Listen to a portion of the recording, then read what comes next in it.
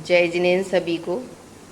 जैसा कि आपको हमारी वीडियो में सिर्फ एक ही इंग्रेडिएंट दिखाई दे रहा होगा, वो भी है नॉर्मल फ्लावर या आटा। आज हम इससे एक बहुत बहुत ही ज़्यादा फेमस और टेस्टी जो इंडियन स्वीट है वो बनाएंगे। और इसे बिहार में तो होली के समय बहुत ज़्यादा बनाया जाता है, और तमिलनाडु में इसका दूसरा नाम है अदिरम। तो और हमारी भाषा में इसे हम जनरल भाषा में जिसे बोलें तो बोलते हैं मालपुआ। तो आपने अभी तक जो भी मालपुए बनाना सीखे होंगे तो उसमें हमेशा दूध या मिल्क पाउडर का प्रयोग किया होगा। आज मैं आपको इस तरह से मालपुआ बनाना सिखाऊंगी जिसमें ना कि आपको दूध और ना ही मिल्क पाउडर किसी का भी प्रयोग नहीं करना है। सिर्फ 2 और 3 इंग्रेडिएंट के माध्यम से ही हम इसे कितना सुपर टेस्टी और यम बनाते हैं। और आप एक बार इसे बनाएंगे तो ज़रूर आपको लगेगा कि हाँ, ये मतलब कुछ अमेजिंग है और कुछ डिफरेंट है। तो आप सभी से मैं एक रिक्वेस्ट बार बार करती हूँ कि आप एक बार मेरे चैनल पर फॉलो करते रहें, माँ की रसोई पर। तो ये आपको वीडियोस बीच बीच में मैं कुछ ना कुछ इनोवेटिव करके ही डालती हूँ। नॉर्मल से कुछ हटके होती हैं हमारी वीडियोस, और आप देखेंगे और आपको पसंद आए और उसमें जो भी कुछ कमी लगती हो तो आप प्लीज़ मुझे कमेंट बॉक्स में जाकर कमेंट करें।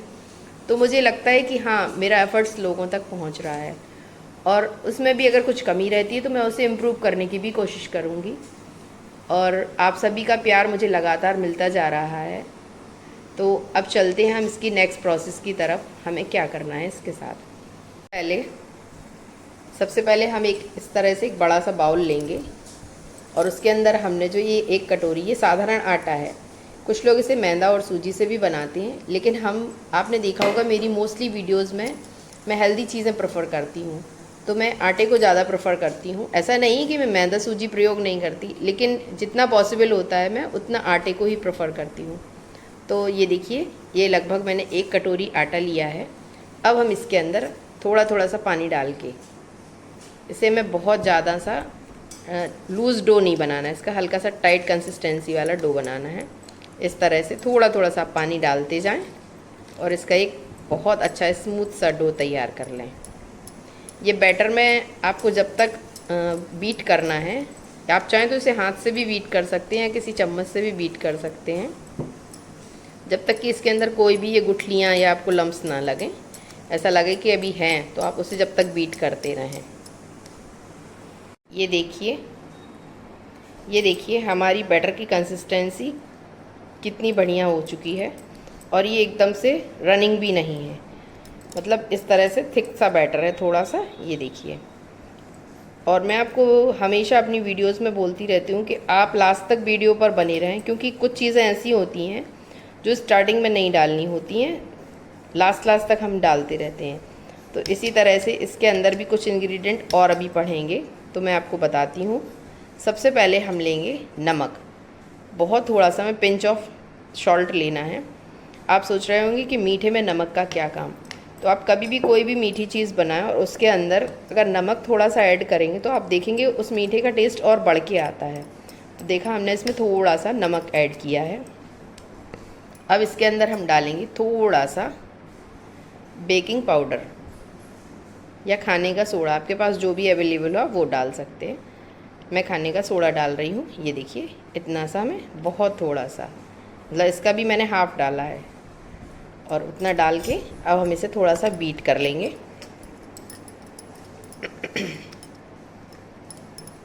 ये देखिए, इसे अच्छे से बीट करने के बाद अब हमें इसके अंदर, इसका जो मेन इंग्रेडिएंट है वो है लेमन। आप चाहें तो इसे दूध से भी बना सकते हैं, लेकिन आज मैं इसमें दूध का प्रयोग नहीं कर रही हूँ, मैं इसे लेमन के साथ बना रही हूँ। तो आप इसे थोड़ा सा, इसमें हमें लगभग आधा, ये मतलब आधा नींबू है, इसका भी थोड़ा सा, नींबू की रस की क्वांटिटी के ऊपर डिपेंड करता है। हमें ये देखिए बहुत थोड़ा सा नींबू का रस स्क्वीज़ करना है इसके अंदर। और अब हम इस बैटर को बहुत अच्छे से, आप देखेंगे कि जैसे ही आप ये डालेंगे तो आपका बैटर एकदम से फ्लपी और बहुत सॉफ्ट हो जाएगा। और अब इसे आप लगातार 1 से 2 मिनट इसी तरह से बीट करके और 5 मिनट इसे रेस्ट होने छोड़ देंगे। हमारा डो रेस्ट कर रहा है, तब तक हम इसके लिए एक शुगर सिरप तैयार करते हैं। उसके लिए ली है मैंने ये 1 बड़ा वाला चमचा भर के चीनी, और हमें इसी चमचे से इतना पानी भी इसके अंदर ऐड करना है। ये देखिए इतना इसके अंदर हम पानी भी ऐड कर देंगे और लगातार इसको हम हिलाते रहेंगे। और हमें इसको चीनी को सिर्फ मेल्ट होने तक ही पकाना है, ज़्यादा हमें इसको पकाना नहीं है। इस तरह से कुछ हद तक हमारे चीनी के क्रिस्टल घुल चुके हैं। अब हम इसे इसी तरह से, हमें सिर्फ एक चिपचिपी चाशनी चाहिए, ना कि कोई फॉर्म में, मतलब इस तरह से कि एक तार या दो तार की, उस तरह की चाशनी नहीं चाहिए। सिर्फ हमारी चाशनी चिपचिपी होनी चाहिए बस। जैसे ये शक्कर मेल्ट होती है, इसके बाद हम सिर्फ एक उबाल आने तक इसे रखेंगे। बस चीनी इसी तरह से हिलाकर घुल लें। ये देखिए ऑलमोस्ट 80% चीनी घुल चुकी है। ये चीनी पूरी घुल गई है। अब एक और इंग्रेडिएंट हम इसके अंदर डालेंगे, वो है केसर। ये देखिए, ये 1-2 पत्तियाँ केसर की, आपके पास है तो आप डालें, ये ऑप्शनल है। इस तरह से डालेंगे तो इसमें टेस्ट और खुशबू बहुत अच्छी आने लगती। ये देखिए, और थोड़ा सा कलर भी आपकी चाशनी को मिल जाएगा इससे। और इसे भी आप पकाते हुए इस समय ही डालें। और एक चीज़ और इसके अंदर हम ऐड कर रहे हैं, वो है इलायची।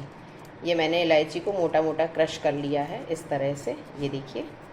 और मैं उसको भी, इलायची को भी इसके अंदर डालें। ये सब चीज़ें ऑप्शनल हैं, इसका टेस्ट आपको अच्छा लगता है तो आप डालें, और अगर ना लगे तो आप ना डालें। ये देखिए, और अब हमारे डो को भी लगभग रेस्ट करते हुए 15 से 20 मिनट हो चुके हैं। हम 5 मिनट और उसे रेस्ट करने देंगे इसी तरह से।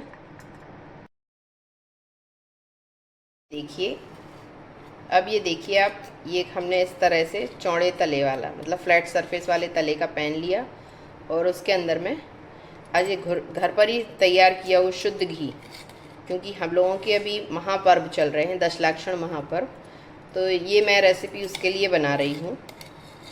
तो ये देखिए, मैंने घर पर ही जो घी तैयार किया था, मैं उसके साथ, आप चाहें तो इसे तेल या आप जिसके भी साथ बनाना चाहें उसे बना सकते हैं।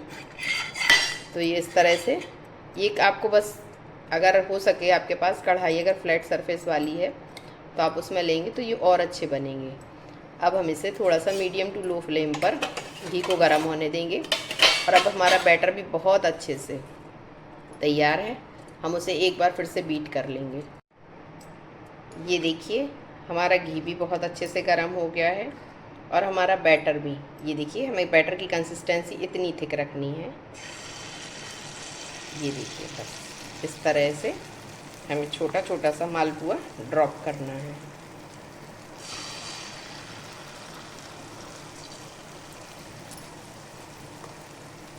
ये हल्के से फूलते हैं, इसलिए आप इन्हें थोड़ा थोड़ा गैप के साथ, ये देखिए, इस तरह से बनाएंगे तो ये बहुत अच्छे बनेंगे। और ये देखिए, आपको अभी से वीडियो में बहुत अच्छे से बबलिंग करते हुए नज़र आ रहे हैं। ये मैं आपको पास से दिखा रही हूँ, कितनी प्यारी जालियाँ अभी से पड़ना शुरू हो गई हैं, और ऑलमोस्ट ये एक तरफ से पक चुके हैं। अब इसे देखिए, मैं कितनी आसानी से, अब मैं इसे पलट रही हूँ, आप भी इसे इसी तरह से हल्का सा पलटते जाएं। और ये देखिए, फूल के भी ये बहुत ज़्यादा अच्छे से फूल चुके हैं।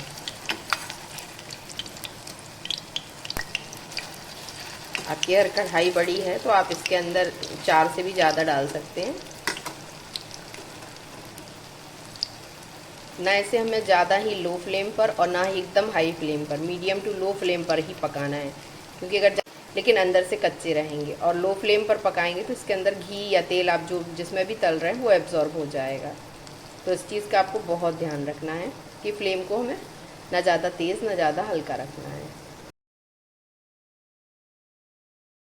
ये देखिए, ऑलमोस्ट हमारे मालपुए बहुत अच्छे से गोल्डन ब्राउन हो चुके हैं।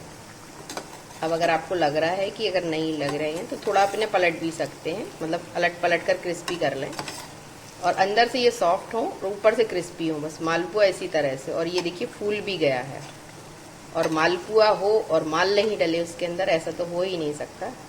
ये देखिए कितना बेस्ट, ये मैं आपको पास से इसका रिज़ल्ट दिखा रही हूँ, जालियाँ भी हैं और फूल भी चुका है। अब हम इसे, जो हमने शुगर सिरप बना के रखा था, उसके अंदर इस तरह से डाल देंगे।